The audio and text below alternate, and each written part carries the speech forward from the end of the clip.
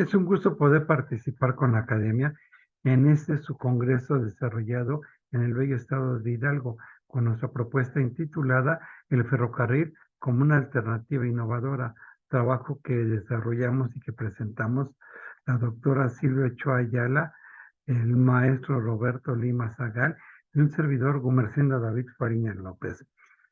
La evolución histórica de la movilización humana. A lo largo de la historia, desde la primera vez que aparece el hombre, empiezan a tener la necesidad de migrar, de cambiar de lugar, ya sea por buscar lugares de mejores condiciones, mejores pastizales, mayor cantidad de agua o mayores posibilidades de casa, y posteriormente de emigrar de la ciudad, del campo a la ciudad, buscando empleo o emigrar en busca de mejores escuelas, pero sean cuales sean las condiciones, ha habido la incesante necesidad de moverse de un punto a otro. Han sido diversas las etapas de movilización humana. Al principio era a pie, como ya lo veíamos anteriormente. Después empezaron a utilizar bestias de carga como es el caballo, la mula, el burro. Después estos se colocaban en carretas, carrozas que eran jaladas por ellos para trasladarnos. Hace su aparición el automóvil, luego el ferrocarril. Hubo un ferrocarril que era jalado por bestias, después el de la máquina de vapor, el barco, el avión, han sido diversas las alternativas para podernos mover.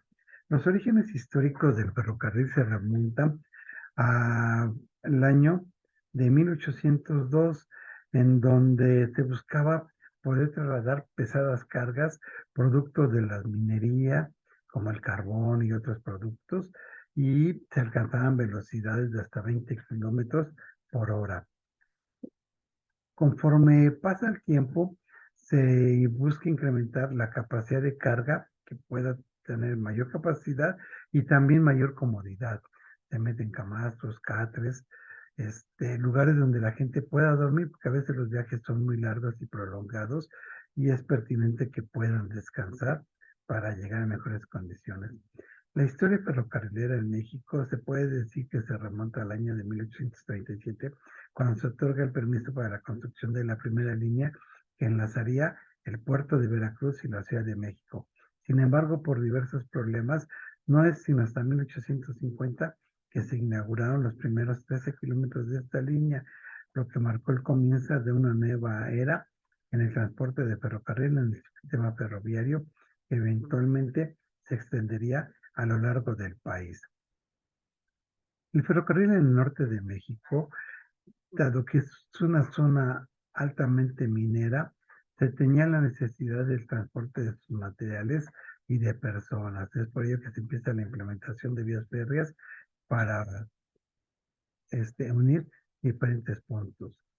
Dentro de los países que se unieron a esa actividad, tenemos a los norteamericanos, los ingleses, los italianos, franceses y los propios connacionales, los mexicanos.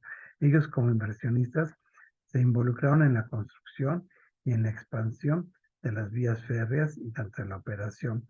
Y se habla de que Ángel Trías tuvo un papel fundamental, fue una figura influyente en la promoción del ferrocarril en México y su compromiso y esfuerzo ayudaron mucho a impulsar, sobre todo en el norte, la construcción de vías férreas.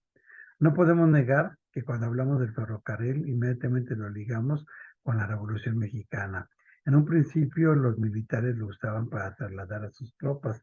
Posteriormente, los revolucionarios vieron que era más cómodo para ellos y mejor trasladarse también en el ferrocarril y evitar que los combatientes llegaran desgastados por trasladarse de diferentes puntos al lugar. Y no solamente se trasladaban a la gente, también las armas, las municiones, los propios caballos y los muertos.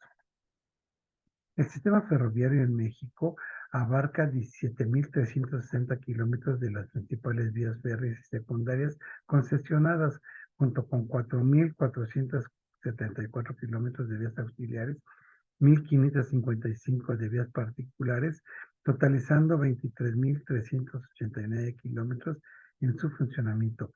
Es importante señalar que un gran auge se dio en la presidencia de don Porfirio Díaz.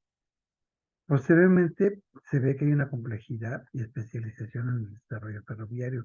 Se requiere cada vez de mayores gentes que puedan manejar ese sistema.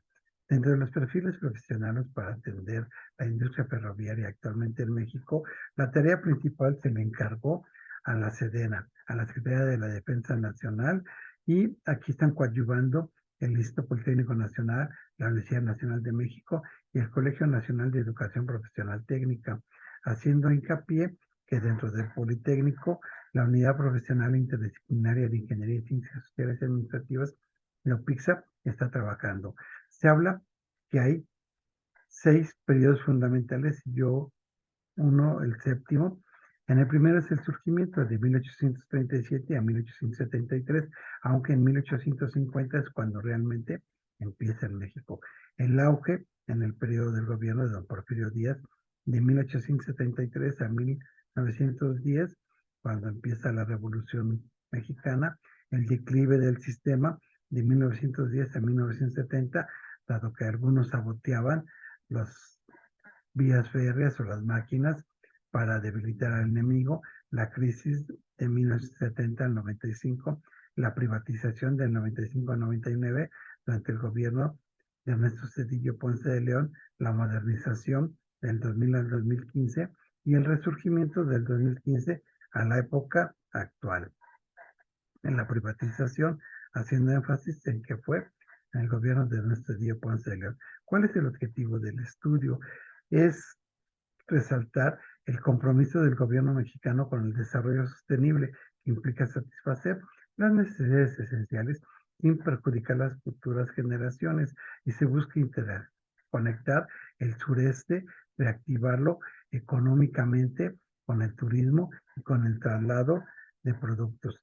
Aquí hay que poner énfasis en que se da el Tren Maya, el Tren México-Toluca, que es conocido como el Insurgente, que se acaba de inaugurar una parte del trayecto, y el transísmico.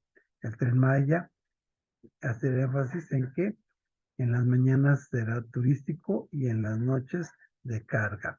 Hacia un futuro sostenible, el ferrocarril como solución para retos ambientales. En el Plan Nacional de Desarrollo de 1919 al 2024 de la actual administración, desempeña un papel esencial al trazar una guía estratégica para transformar México en un país más equilibrado, sostenible y próspero, evitar los desequilibrios. El uso del ferrocarril, perdón, como motor impulsor, y la movilidad, que va más allá de ser simplemente un aspecto funcional del transporte. El proyecto del Tren Maya emerge como una iniciativa estratégica para enlazar los estados de la península de Yucatán, Campeche, Quintana Roo, Yucatán, Tabasco principalmente.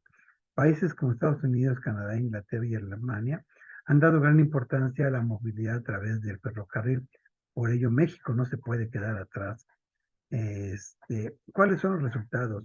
Asignación de la tarea de atender el Tren Maya del Ejército a través también coadyuvando el IPN, la UNAM, el CONALEP, el perfil del ingeniero ferroviario desarrollado por la UPIXA, empresas públicas prestadoras del servicio ferroviario, empresas privadas, participación de fabricantes de materiales rodantes y componentes ferroviarios, inclusión de empresas constructoras de la obra civil ferroviaria, sistemas eléctricos, hidráulicos, neumáticos y una gran cantidad de áreas. Muchas gracias por su atención. Es cuanto.